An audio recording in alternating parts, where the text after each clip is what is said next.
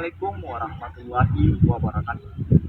Perkenalkan, nama saya Indra Setiadi, mahasiswa Institut Agama Islam Negeri Bone, Fakultas Ekonomi dan Bisnis Islam, Program Studi Ekonomi Syariah 1, semester 6. Nah, pada kesempatan kali ini, saya akan memenuhi salah satu tugas mata kuliah, yaitu Manajemen Keuangan Islam dengan dosen Dr. Syafarudin, SAG, MSc. Nah, pada kesempatan kali ini, saya akan membahas tentang manajemen risiko dalam keuangan Islam. Adapun sub atau tema pembahasan yang saya ambil adalah pembiayaan modal kerja pada murabahah. Nah, untuk lebih lanjut, silahkan teman-teman tonton video ini sampai habis supaya lebih jelas.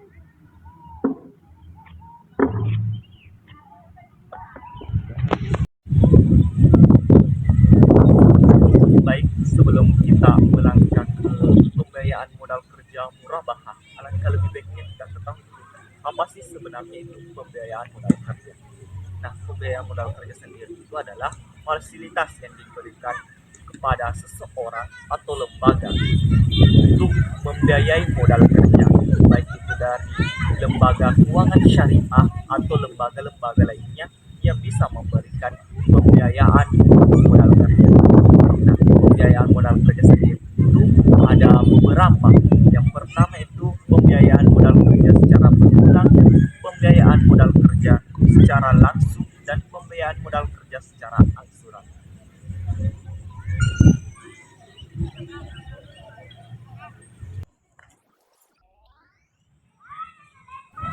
Nah, dalam pembiayaan modal kerja yang menggunakan akad murabahah, biasanya bank syariah itu menyediakan barang-barang atau produk-produk yang dibutuhkan oleh nasabah untuk melakukan pinjaman modal kerja.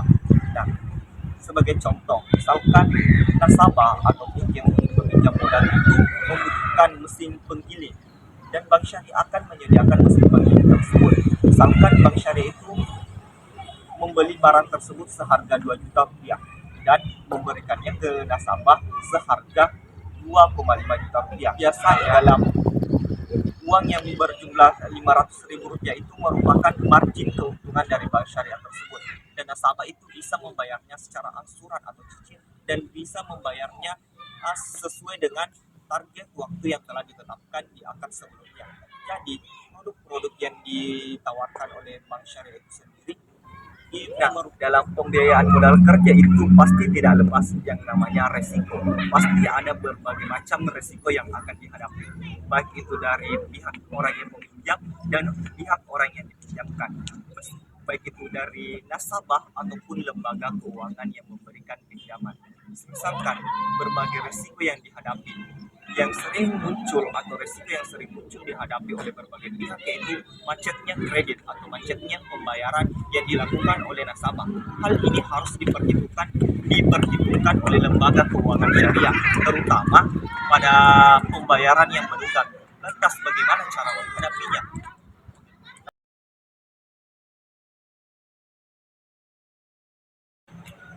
Nah, biasanya penggunaan akad murabahah ini sendiri sering terjadi di akad jual beli atau transaksi jual beli. Nah, dalam sistem pembiayaan modal kerja sendiri dalam lembaga keuangan syariah atau perbankan syariah, pembeli atau nasabah itu pergi ke bank syariah untuk mengambil pembiayaan. Nah, bank syariah di sini akan menyediakan barang atau produk yang diminta oleh nasabah atau pihak pembeli dengan mengambil barang ke pihak supplier, dan supplier akan memberikannya ke bank syariah. Nah, bank syariah sendiri nanti akan memberikan margin dari barang yang telah diambil dari supplier tersebut, dan pihak pembeli atau nasabah akan membayar angsuran kepada pihak bank, baik itu dicicil maupun dibayar sesuai dengan jangka waktu yang telah ditetapkan.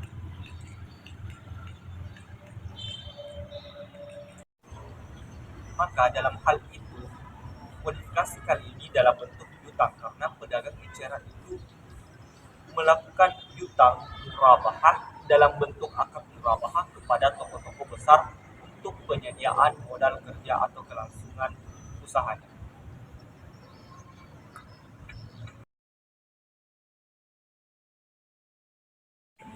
Assalamualaikum warahmatullahi wabarakatuh. Nah teman-teman, sekarang saya sudah bersama Bapak Takdir yang merupakan supervisor dari Bank Muamalat Cabang Bone.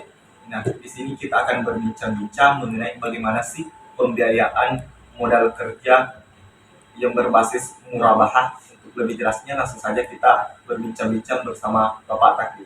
Baik Pak, perkenalkan nama saya Nur Syari, merupakan mahasiswa Fakultas Ekonomi dan Bisnis Islam, program studi Ekonomi Syariah. Nah, tujuan saya ke sini Pak, ingin berbincang-bincang sedikit masalah bagaimana sih pembiayaan modal kerja berbasis murabahah, lebih tepatnya di Bank Muamalat. Mungkin Bapak bisa menjelaskan sedikit masalah pembiayaan modal kerja berbasis murabahah. Baik, jadi semua pembiayaan di bank syariah itu disesuaikan dengan kebutuhannya nasabah. Itu artinya ini ya, sesuai dengan kebutuhan nasabah. Jadi nasabah datang ke kita, ketemu dengan finansinya. Nah, setelah dia berbincang-bincang, kita ketahui nih kebutuhannya nasabah kayak apa. Kalau dia butuh modal kerja, kita buatkan sesuai dengan akadnya dia. Kalau dia mau beli rumah, kita buatkan akad sesuai dengan kebutuhannya. Terus ya sesuai dengan kebutuhannya dan beberapa macam akad yang kita sajikan di bank syariah. Dan tentunya tugas kita adalah menanyai pertama kali apa kebutuhannya nasabah.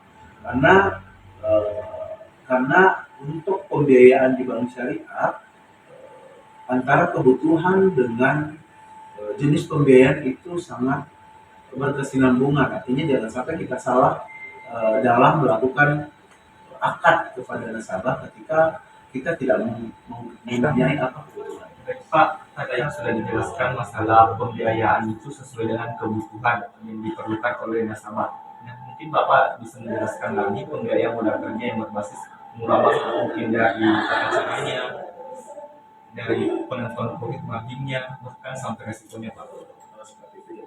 Jadi tata caranya seperti tadi yang aku sebutkan di awal bahwa sesuai dengan kebutuhannya. Jadi ketika nasabah sudah menentukan apa kebutuhannya, misalnya yang tadi ada jelaskan murabahahnya. Jadi untuk sisi modal kerja kita tidak bisa langsung memberikan dalam bentuk uang. Nah itu tidak diperbolehkan di bank syariah. Yang bisa kita bantu itu adalah nasabah mencari tahu dulu apa-apa atau memberikan perincian apa-apa yang dia butuhkan. Misalnya dia jual beli apa nih, nah, ya udah dia cari supplier. Nanti kalau misalnya dia sudah dapat supplier, kita yang membayar langsung ke supplier itu sebagai banknya. Nah berkesinambungan dari masalah itu tentunya bank juga harus meminta profit dong, meminta margin dong. Untuk penentuan pokok dan marginnya itu kita ada tiering sendiri yang kita sudah jelaskan nasabah sebelum pembiayaan itu dicairkan. Apakah nasabah mau sesuai dengan jangka waktu dan besaran jumlah pembiayaan yang nasabah mau. Misalnya kalau 100 juta dia mau biayai, ya kalau misalnya dia mau 1 tahun segini marginnya, 2 tahun segini marginnya, 3 tahun sampai 15 tahun. Kalau dia mau pembiayaan dengan margin yang sedikit, ya pilih dengan waktu yang pendek. Tapi kalau misalnya dia memilih waktu yang panjang, berarti marginnya juga harus tidak sama dengan yang di awal tadi. Nah, itu dia yang menentukan, yang itu dia. Jadi jangan sampai kita berbicara soal bagaimana tawar menawar saat itu. Oke, kita memberikan tawar menawar atau kesepakatan antara kedua belah pihak, tapi kita juga memberikan ini nih yang penawaran kami. Kalau misalnya nasabah setuju ya kita tetap lanjutkan. Nah mengenai masalah resikonya, resiko yang paling besar di pembiayaan itu adalah gagal bayar. Kalau misalnya sudah terjadi gagal bayar ya tentunya salah satu hal yang dilakukan adalah jaminannya dong yang harus diambil. Tapi ingat di bank syariah itu kita tetap mengatasnamakan asas kemanusiaan. Artinya ketika dia gagal bayar, tugasnya perbankan itu harus turun untuk melihat kondisi si nasabah itu. Jangan sampai memang usahanya mulai menurun atau ada musibah yang terdapat sama nasabah itu sendiri atau memang ada sesuatu hal yang lain yang menyebabkan dia gagal bayar. Jadi tugasnya perbankan mencari tahu sebenarnya gagal bayar itu karena apa. Nah yang kedua artinya ketika kita sudah tahu alasannya kenapa dia gagal bayar, beberapa cara yang dilakukan untuk mengatasi gagal bayar itu adalah reschedule, terus ada restruktur, terus ada retest untuk pembiayaannya itu sendiri. apakah kita mengurangi angsurannya atau memperpanjang jangka waktu pembiayaan. Terus yang kedua risikonya adalah kematian oleh nasabah itu sendiri ya, ada perlindungan jiwa. Perlindungan jiwa ya, artinya perlindungan jiwa ya kita harus transfer itu resiko itu ke bank lain. Jadi di bank syariah itu kita berbicara antara manajemen resikonya dan sekaligus kita harus mengcover apa mitigasi resikonya. Artinya kalau sebelum kita memberikan pembiayaan kepada orang lain, manajemen dan mitigasi resiko itu harus kuat dulu supaya ketika resiko itu terjadi pada waktu pembiayaan sudah berjalan ya kita sudah bisa mengcover dari resiko itu sendiri dan kita tidak harus mencederai orang lain karena kita nasabah meninggal ya kita pindahkan ke asuransi rumah jaminan kebakaran kita pindahkan ke asuransi. Jadi dari segi apapun mitigasi resiko kita harus juga lancar karena untuk manajemen resiko atau mitigasi resiko operasional di perbankan syariah itu ada 4 ketentuan yang harus kita lakukan. Yang pertama itu avoid itu menghindari risiko, transfer atau memindahkan resiko, terus apalagi memindahkan resiko yang reduce juga dan kontrol itu adalah menghindari resiko. Jadi keempat ini harus kita pakai ketika pembiayaan itu kita sudah cairkan. Karena istilahnya kami di perbankan ketika pembiayaan itu belum dicairkan maka pisau itu masih ada di kita. Tapi ketika masa pembiayaan itu sudah dicairkan ya gilirannya nasabah yang harus memegang mata pisau itu apakah dia mau bayar apa tidak. Nah, bagaimana caranya mata pisau itu bisa tumpul di nasabah ya dengan mitigasi resiko itu tadi. Seperti itu. Baik, setelah kita berbicara bersama Pak Takdir, ternyata pembiayaan modal kerja dalam bank syariah, terutama pada bank muamalat sendiri, itu ada beberapa yang harus diperhatikan. Yang pertama, dalam pembiayaan modal kerja itu harus diperhatikan dulu sebenarnya apa kebutuhan nasabah. Nah, nanti bank yang akan membiayai apa yang dibutuhkan oleh nasabah tersebut dengan catatan nasabah memilih apa yang dibutuhkan.